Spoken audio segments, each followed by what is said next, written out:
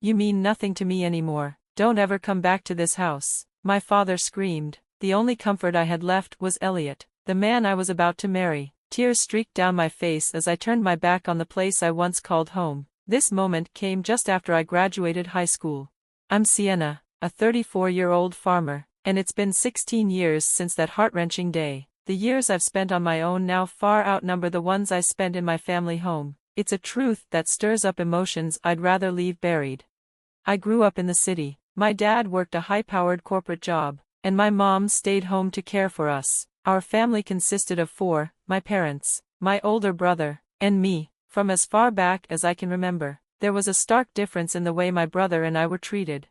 My brother was always the favored one. He was the heir in their eyes, so everything about him was prioritized. His meals were grander, his birthday gifts extravagant. He loved to boast about the preferential treatment, constantly reminding me of how much better he had it. It made me feel invisible. I spent many nights crying, wishing for their attention, but no matter how hard I hoped, nothing ever changed. Eventually, I stopped trying. Then one summer, during my second year of high school, everything changed. My brother was preparing for his college entrance exams, struggling with poor practice test scores, and growing increasingly irritable. He vented his frustration on me, while my parents tiptoed around him, treating him like a fragile vase. Meanwhile, all the household chores were dumped on me. I had little time to focus on my own studies, even though my grades were consistently better than my brother's. It was baffling and unfair, but I had learned to accept it. One day, my teacher mentioned a rural exchange program, an opportunity for students to spend a few days on a farm, experiencing life outside the city. It sounded like a perfect escape, so I decided to sign up. It was a brief 3-day event, but it felt like a chance to breathe. My father wasn't pleased. He scoffed. Only people who can't make it in the corporate world end up farming. My mother joined in, mocking me for even considering manual labor. But for once, I ignored their objections. I used the savings from my allowance to pay for the trip. It was a small act of rebellion, and in hindsight, one of the best decisions of my life. That experience in the countryside was transformative. The wide-open spaces, the fresh air, and the simple rhythm of farm life gave me the peace I had been yearning for. But more importantly, I found something I had never experienced before: real love and kindness.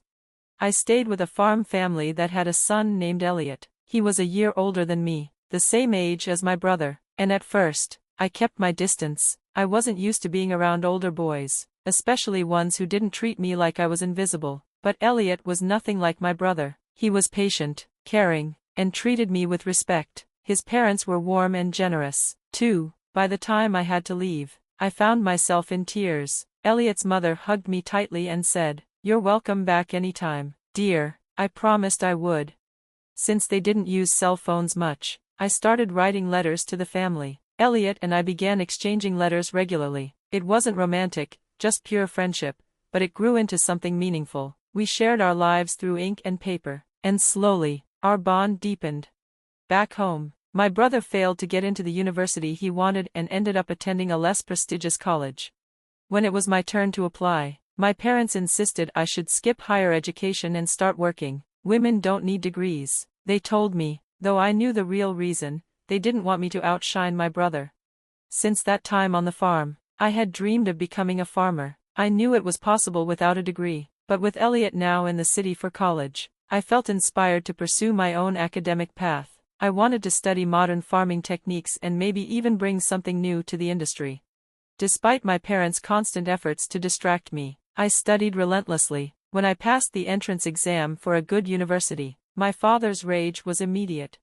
"How dare you, a woman, go to a better university than your brother?" he bellowed.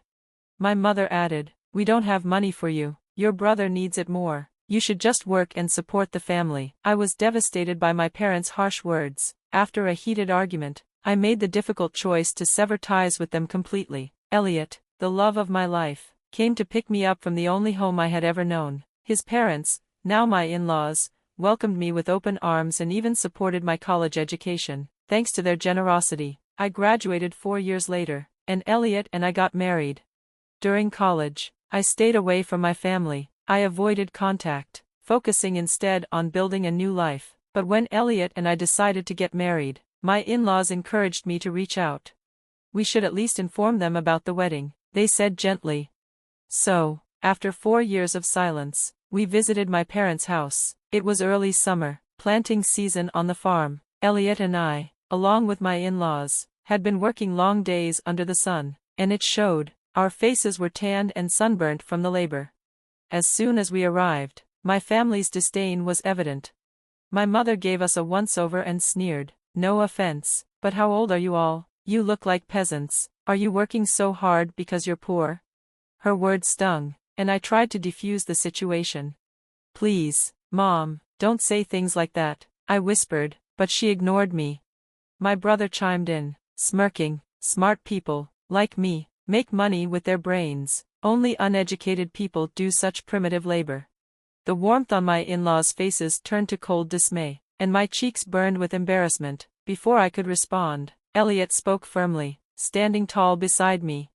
"With all due respect, we are proud to be farmers." My father, still condescending, crossed his arms. "Let me make this clear," he said. "You're marrying a farmer who has to sweat for every penny. Don't expect anything from us. You're nothing to us anymore. Don't come back."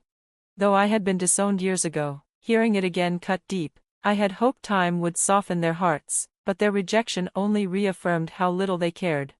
As we left, I couldn't hold back my tears. My in-laws tried to console me, their sympathy palpable. On the ride home, I cried quietly, deciding to let go of my biological family for good. Time marched on, and the pain faded. 16 years passed in the blink of an eye. Elliot and I built a happy life, raising 2 wonderful children and running a successful farming business. I rarely thought of my parents or brother. One day, however, a call from my cousin stirred old memories. This cousin had always kept in touch, buying rice from our farm and exchanging friendly conversations. During one call, they casually mentioned my brother's upcoming wedding. "You'll be at the wedding, right?" they asked. I hesitated. My brother hadn't reached out, nor had my parents. Still, curiosity got the better of me. My cousin also mentioned that my brother was building a duplex, planning to live there with my parents after the wedding. After the call, I felt a sudden urge to reconnect. I tried calling my mother's number, only to hear that it was no longer in service. My father's phone gave the same message. With no other option, I dialed the landline. To my surprise, my brother answered. "Hello? Hi, it's Sienna," I said nervously. "I heard about your wedding and wanted to." He cut me off sharply. "There's nothing for you to do. You're a stranger to me. Don't call again." The line went dead, and when I tried calling back, I realized I'd been blocked. His coldness stunned me, even though I shouldn't have been surprised. Elliot noticed my distress and gently coaxed the story out of me. As I recounted the conversation, tears spilled over. My in-laws were furious. "You're our family, Sienna," my mother-in-law said firmly. "We love you, and that's what matters." My father-in-law added, "Don't let them steal your happiness. You've built a life to be proud of." Elliot, ever my rock, hugged me. "We'll never let our family become like that," he promised. Even our children, sensing my pain, wrapped their arms around me. Their love reminded me of how fortunate I was to have found true family, not through blood, but through kindness and care.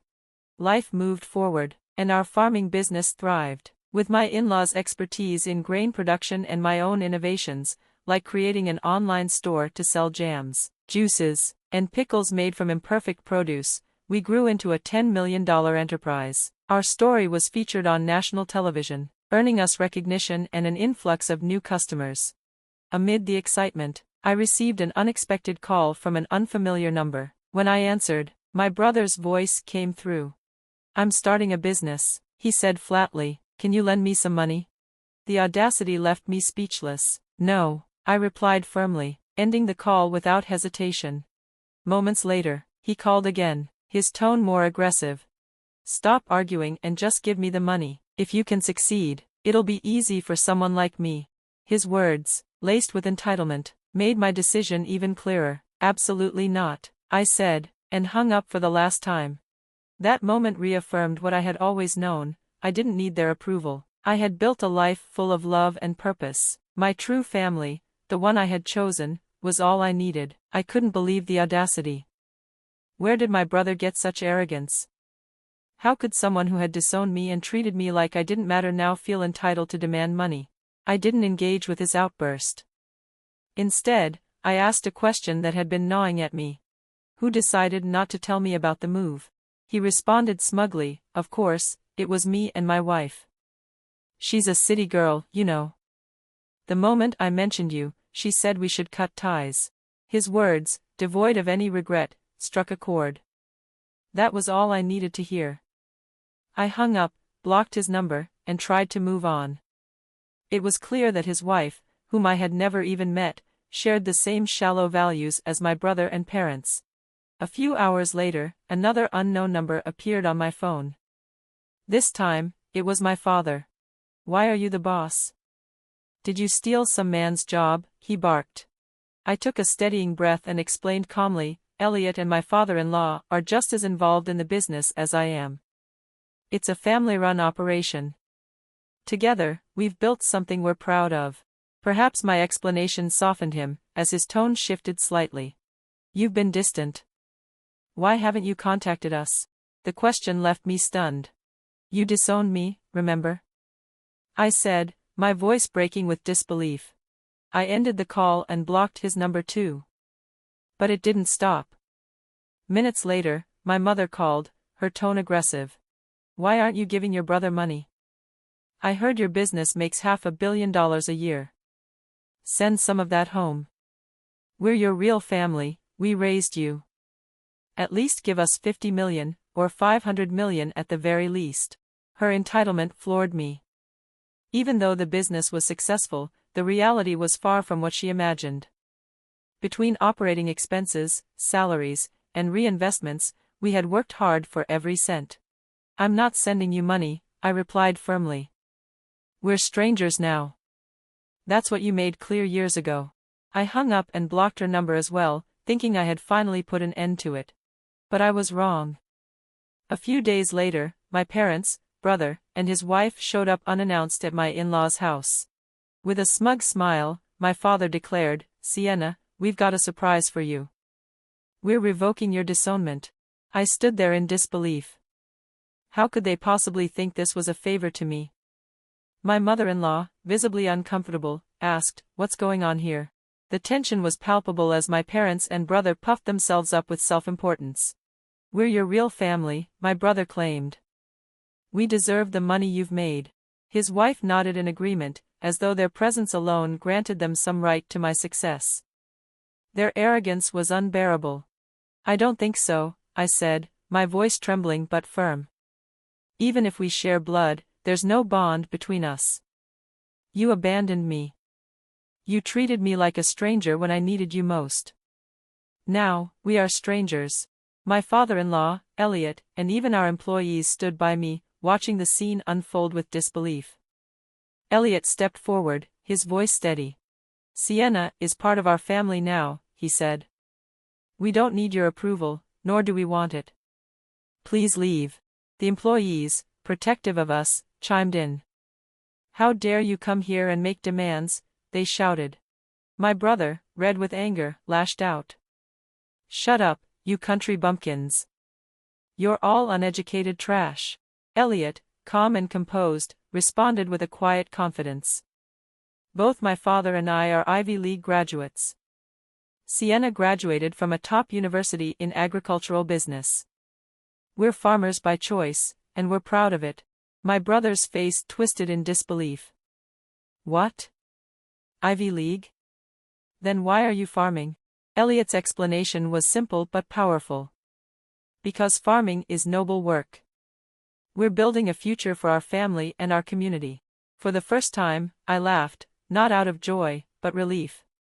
My brother's ignorance and entitlement could no longer hurt me.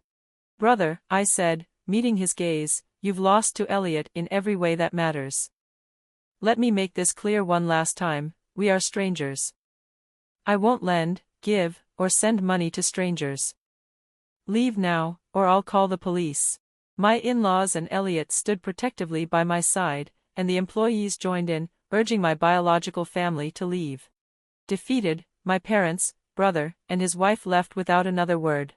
Later, I heard from my cousin that my brother's business had failed, leaving them on the brink of bankruptcy. But that was no longer my concern. I had finally cut ties for good. As I looked around at my husband, my children, my in-laws, and the community we had built together, I realized something profound. Family isn't about blood, it's about love, respect, and shared values. I may not have had the family I was born into, but I had created something far more beautiful. And for that, I was deeply grateful.